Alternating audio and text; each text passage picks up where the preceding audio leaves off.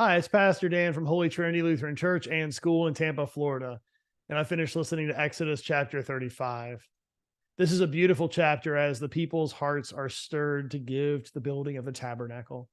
I love Exodus chapter 35, starting at verse 5.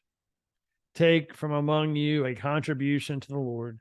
Whoever is of a generous heart, let him bring the Lord's contribution. Then it lists all sorts of different items.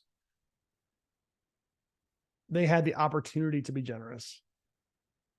They weren't forced.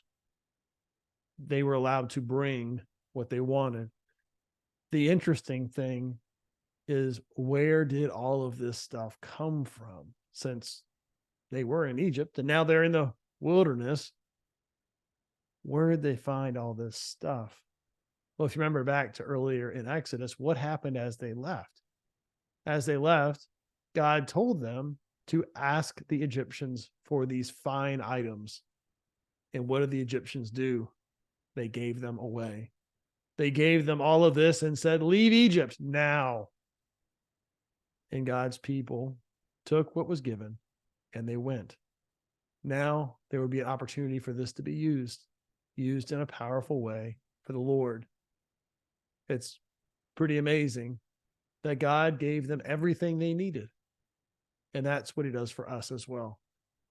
In Jesus Christ, we know that God is the giver of all good things, that all things come from God, that he is the one who provides everything that we have, our food, our clothing, our shelter, our very life, and our very selves, the air that we breathe, our families, that he is the provider of all things, which gives us an opportunity to be generous because we are well-loved people. And he calls us to use what he has given us in service to his kingdom. So let your heart be stirred this week by the love of Jesus Christ. And remember back to Exodus chapter 35, where the people remembered and their hearts stirred to be part of what God was doing. Well, have a good week, and I'll see you soon.